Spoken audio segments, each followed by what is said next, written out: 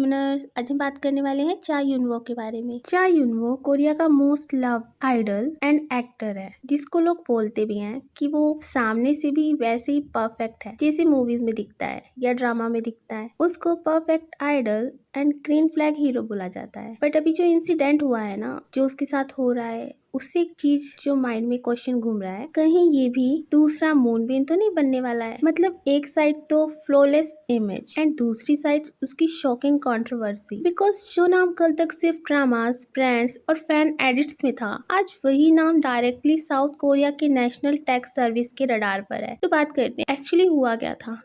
Officially ना south Korea की national tax service उसने चा यूनवो और उनकी मदर दोनों के अगेंस्ट इन्वेस्टिगेशन स्टार्ट कर दी। एलिगेशन ये है कि अराउंड 20 बिलियन वॉन, जो रफली 13 और 14 मिलियन डॉलर्स बनते हैं, उतने अमाउंट का इनकम टैक्स प्रॉपरली पे नहीं किया गया। अब एनटीएस का कहना है कि चा यूनवो के करियर के बीच में एक अलग कंपनी इंट्रोड्यूस की गई और ये बोला जा रहा है कि ये जो कंपनी है ना, ये उनकी मदर की है, वो उन्होंने बनाया है। वो कंपनी फेंटागियो एजेंसी और चा यूनवो के बीच में थी। यहाँ पर जो नाम आया है फेंटागियो, जो फेंटागियो है वो एक्चुअली चा यूनवो की मेन एंटरटेनमेंट एजेंसी है। मतलब उसका career, dramas, movie, brand deals, schedule सब कुछ वही मैनेज करती है। नॉर्मली चा यूनवो का सारा इनकम पहले फेंटागियो के थ्रू आता था, बट इस केस में ना जो स्ट्रक्चर है वो कुछ ऐसा हो गया है, जैसे चा यूनवो है, फिर उसकी मॉम की कंपनी है, फिर फेंटागियो है। जो साउथ कोरिया है वहाँ पर अगर तुम इंडिविजुअल आर्टिस्ट हो तो पर्सनल इनकम टैक्स 45% तक जा सकता है, बट अगर कंपनी के थ्रू हो तो अराउंड 20% तक। तो एनटीएस को लगा कि शायद इनकम को जानबूझकर लोअर टैक्स ब्रैकेट में शिफ्ट किया गया है ताकि कम टैक्स देना पड़े। और एनटीएस का ये भी क्लेम है कि वो कंपनी एक्चुअल में कोई रियल सर्विस नहीं दे रही थी, इसलिए उन्होंने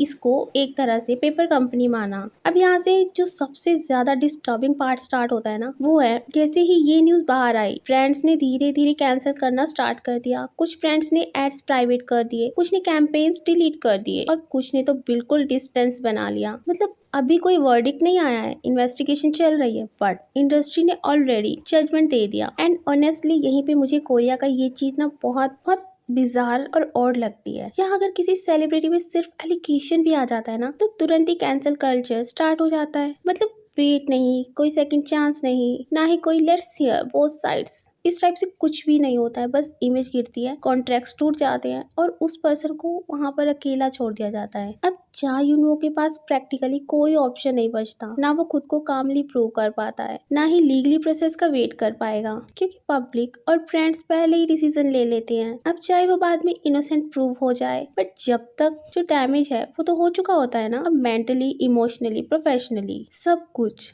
और ये सब देख के नेचुरली लोग बोल भी रहे हैं प्लीज ये दूसरा मूनबीन ना बन जाए। बिकॉज कोरिया में प्रेशर सिर्फ करियर का नहीं होता, प्रेशर होता है परफेक्ट रहने का, क्लीन इमेज का, और एक छोटी सी क्रैक भी उनकी पूरी लाइफ का बोझ बन जाता है। चा यूनवो और फेंटागियो का कहना है उनकी मदर ने वो कंपनी इसलिए बनाई क्योंकि फेंटागियो में बार बार मैनेजमेंट चेंज हो रहा था, तो वो चाहती थी कि चा यूनवो के projects and earnings directly and safely manage हो सके। उनका ये भी कहना है कि वो कंपनी लीगली रजिस्टर्ड है, रियल ऑपरेशंस करती है, कोई फेक या शेल कंपनी नहीं है। फेंटागियो ने बोला है कि वो एनटीएस के डिसीजन के अगेंस्ट ऑब्जेक्शन फाइल कर चुके हैं और अगर जरूरत पड़ी तो कोर्ट तक जाएंगे। चा यूनवो ने भी बोला है कि वो इन्वेस्टिगेशन में फुली कोऑपरेट करेंगे। अब यहाँ पर इम्पोर्टेंट बात सोचने वाली है, अभी तक कोई फाइनल वर्डिक्ट नहीं आया है, ना अरेस्ट ना कन्विक्शन, बट ह्यूमन रियलिटी तो फिलहाल सच तो यही है, चा यूनवो लीगली फ्री है, केस अभी रिव्यू में है, किसी ने ऑफिशियली उसको गिल्टी प्रूव तक नहीं किया। बट एक रियलिटी ये भी है कि इंडस्ट्री ने उसको ऑलरेडी मेंटली सेंटेंस दे दिया है। वो एक ऐसे फेज में है ना जहाँ वो अपनी इनोसेंस प्रूव तक नहीं कर पा रहा है, ना ही नॉर्मल लाइफ जी पा रहा है। सिर्फ एक एलिगेशन और पूरी इमेज, जितनी सारी डील्स थी,